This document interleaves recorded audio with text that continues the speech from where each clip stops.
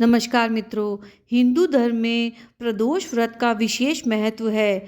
जब ये व्रत शुक्रवार को पड़ता है तो इसे शुक्र प्रदोष कहा जाता है।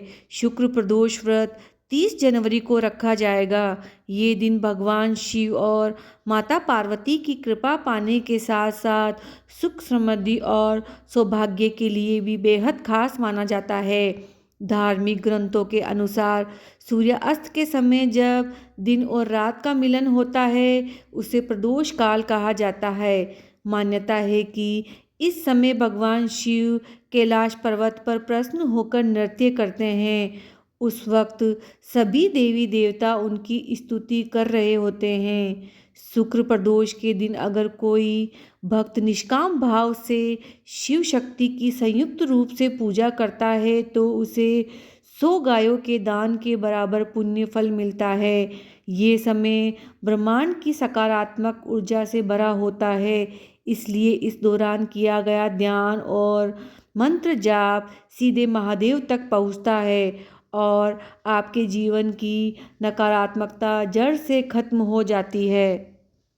प्रदोष व्रत का धार्मिक महत्व। शास्त्रों के अनुसार प्रदोष व्रत करने से व्यक्ति के सभी कष्ट दूर हो जाते हैं। शुक्रवार को पड़ने वाले प्रदोष व्रत का संबंध भौतिक सुखों और ऐश्वर्य के स्वामी शुक्र ग्रह से भी है। मान्यता है कि इस दिन व्रत रखने से दाम्पत्य जीवन में मधुरता आती है और आर्थिक परेशानियां समाप्त होती है। शुक्र प्रदोष व्रत कथा। प्राचीन काल में एक नगर में 3 मित्र रहते थे। एक सेठ का बेटा, एक राजा का बेटा और तीसरा एक ब्राह्मण का बेटा। तीनों की शादी हो चुकी थी। एक दिन तीनों ने अपनी पत्नियों की चर्चा की।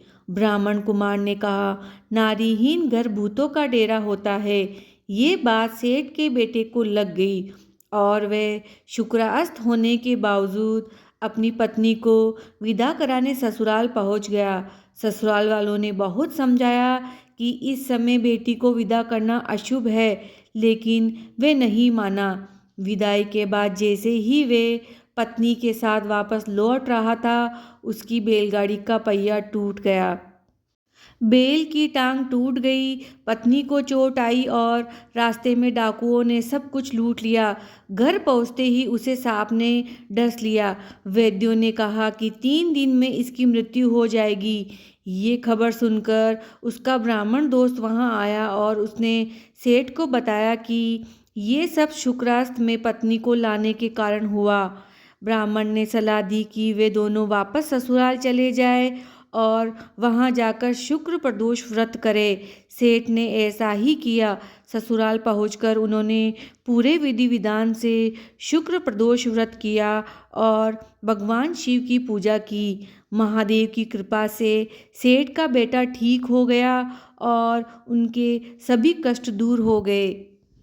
इस प्रकार भगवान शिव की असीम कृपा से सेठ का पुत्र पुण्य स्वस्थ हो गया।